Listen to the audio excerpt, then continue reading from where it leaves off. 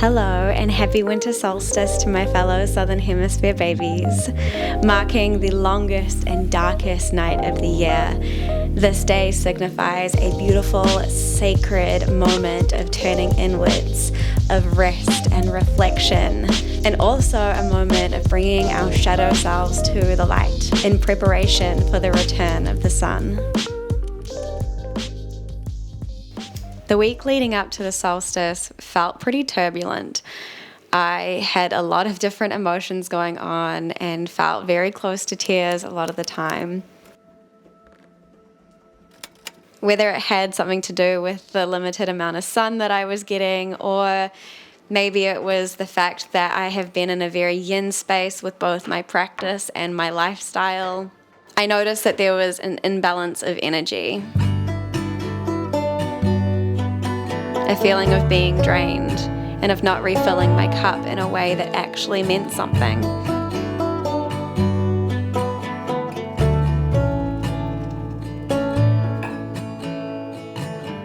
I was getting enough sleep and I felt well rested, but I didn't feel energized. I didn't feel inspired. I haven't felt motivated or creative or passionate.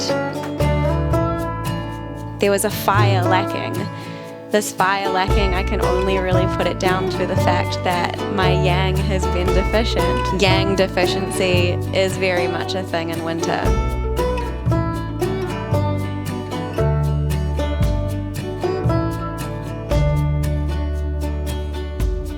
And so this week I have set out to remedy that by bringing in more balance of energy, of countering this yin space that I'm in, and maintaining the nurturing, the nourishing, the going inwards, the healing, whilst also incorporating more yang, more discipline, fire, focus, and dedication.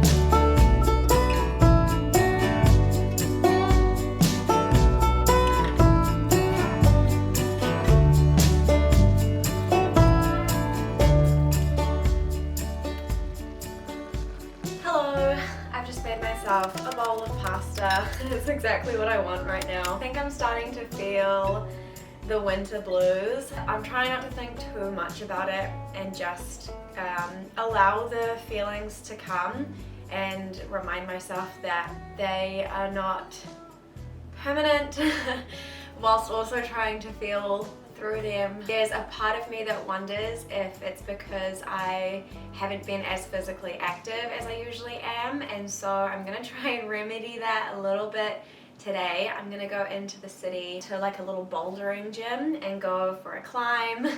Really good at getting me out of my head and into my body. Also just like giving me another physical challenge. I feel like I haven't physically challenged myself in a long time. Even with my yoga asana practice, I feel like I've been in a real heavy yin space with that, which has been really nice. But I know that I am just lacking a little bit of the fiery yang part of my practice, as well as just like I just haven't had as much like fiery yang in my life. I feel like I'm in a big yin space and it's just making me feel a little bit sleepy, so I feel like I just need to get a little bit of fire up, and climbing is a really cool way for me to do that.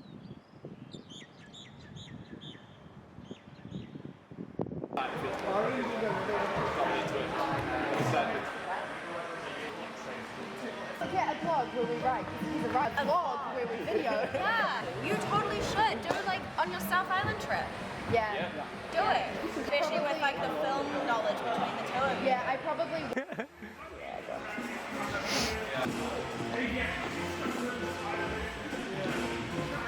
Dun, dun, dun, dun, dun. Cracks into something. But yeah, I almost want to try this yellow today.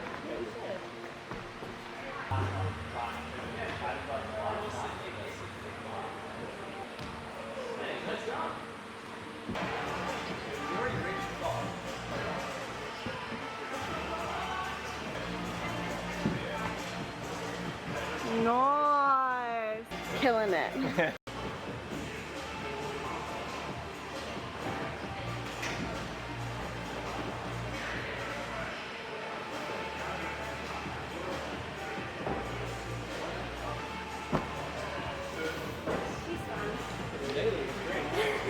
Oh my gosh.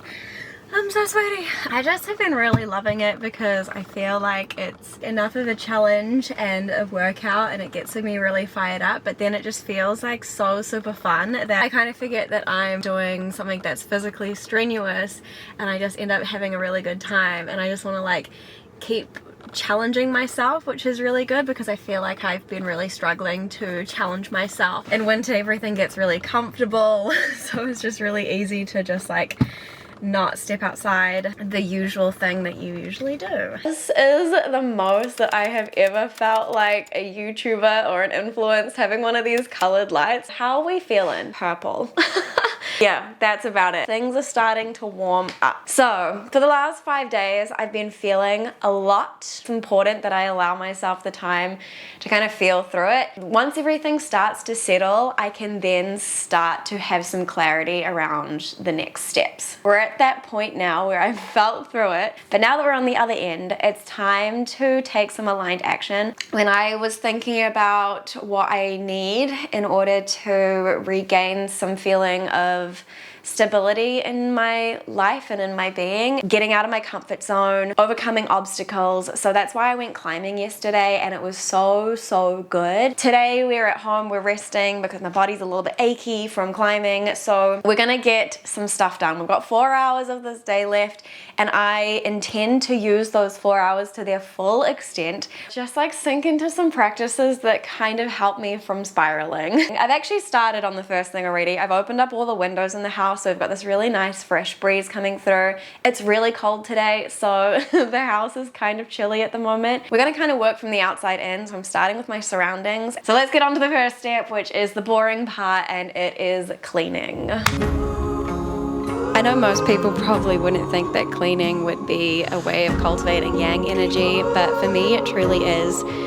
For me, when I tidy my house and spend these 30-minute to an hour-long sessions of just tidying, it gives me something to focus on. It's an element of I'm not stopping until this task is done. I'm not stopping till this is put away or this is folded or this room is tidy. And to me, that is a cultivation of yang energy. It's finding this steady focus, a discipline.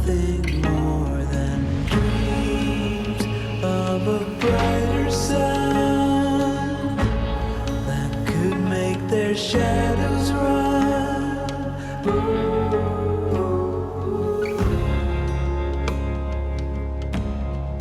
All of their hopes were doomed, 'cause for us they're intruders.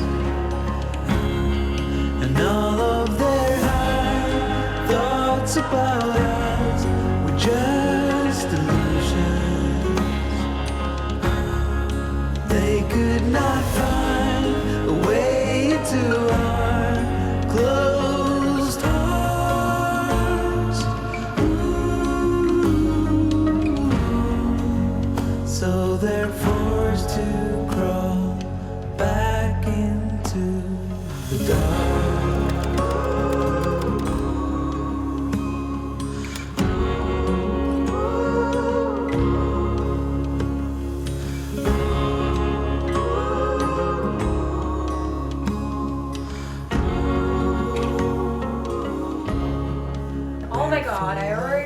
Just like 1,000 times better. I swear, cleaning your house is one of the greatest forms of self-care that you can ever do. It's so therapeutic and I just feel already so much lighter. I've been trying to live and work more in alignment with my human design, which is that of a projector, which means that time to simply be and not really do anything is really beneficial for my energy levels. Likewise, my authority is emotional, which means that I usually have to ride the wave of emotion that I'm on, wait for it to settle before feeling into it again to make the right decision. So while sitting on the deck reading my book in the sun may seem unproductive to a lot of people, for me this is a huge part of how I process and is actually a very sacred time to tend to my own energy levels as opposed to trying to keep up with or compete with the world around me. You enjoying sitting in the sunshine? We don't really sit in the sun much these days, do we? You're so cute. You're such a good girl. Oh, look at those.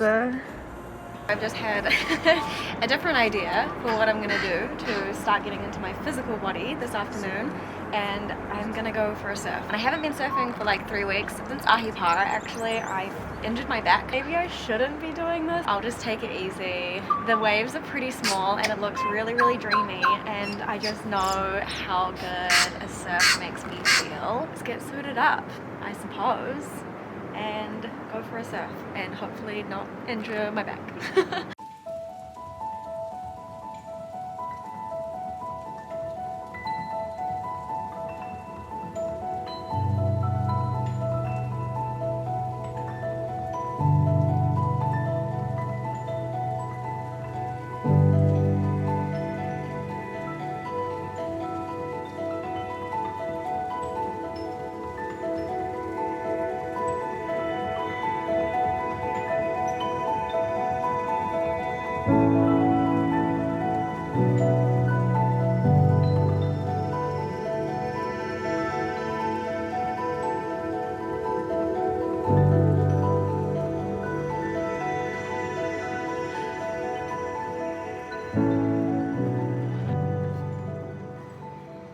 Feeling so fresh. Oh my gosh.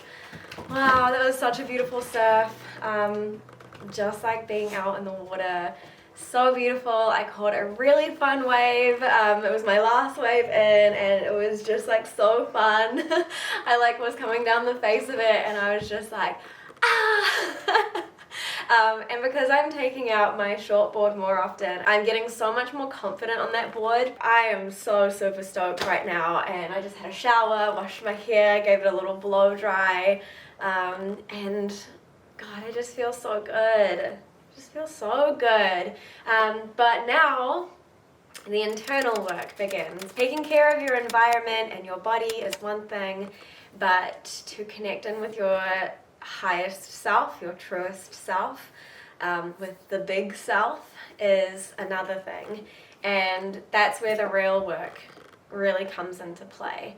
I think I'm gonna do some journaling. I think I'm gonna specifically do some shadow work journaling, just because I feel like I'm in a space where I've had a lot of big questions asked of me, internally speaking, and it would be nice to kind of write those down. Go down to the beach and take the ball down for Pip and just like throw the ball around for her while I do some journaling and maybe take some deep breaths as well, and just melt into the beauty that is the sunset. Say hi to the peeps, Pip.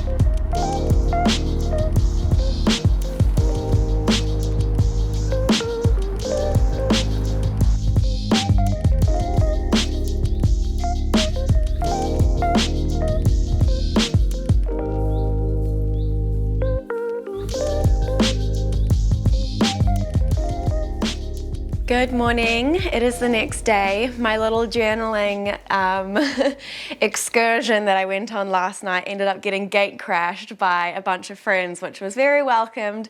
It was really lovely. I actually didn't realize it. Pip, please get out of the frame. I had no idea, but yesterday was the winter solstice, which just makes so much sense as to why I have been feeling all of the feelings this week. But I didn't get a chance to journal as much as I wanted to last night, so I'm gonna do it this morning.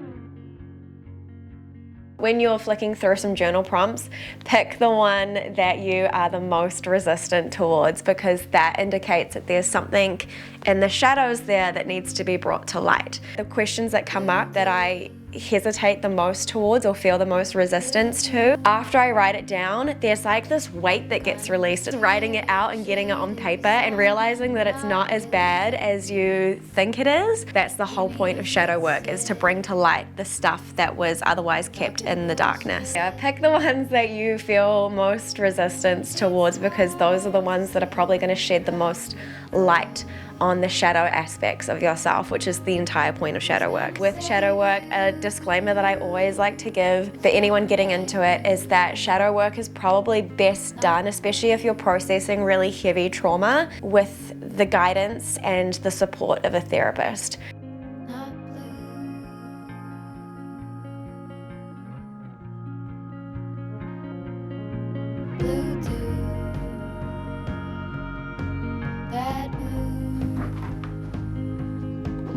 Reminding ourselves that no matter what shows up, be honest with whatever you need today, and remind yourself that you're always enough. Being here is enough. The breath is enough. On a rerun. Are you hound dog tired singing all night long? Legs a few times. That feels Who's nice. gonna save you? Child pose. Who's gonna Breath, make breath, you? I want you to think of everything as being kind of a gradual build, where you can really rest in the position.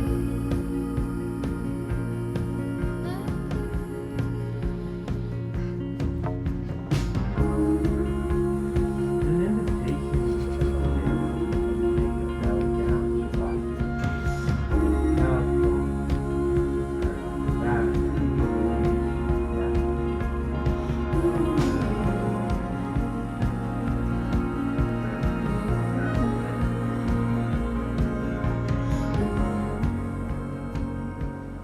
And on your next inhale from the seated position, reach the arms up to the sky, accumulating all the positive energy we've cultivated into the practice today. Exhale, palms come together, slide your thumbs to your forehead. Nothing more than a reminder we can always choose to think positively about ourselves and others. Thumbs pulled to the lips, a reminder we can always choose to speak empathetically and kindly with others, with ourselves. Thumbs pulled to the heart, the reminder we can always choose to create these intentions on and off of our mats, and for the environments that we're each part of. Take a big full inhale through the nose. Big exhale, clear out. Bow to all of your efforts and ease today. Namaste.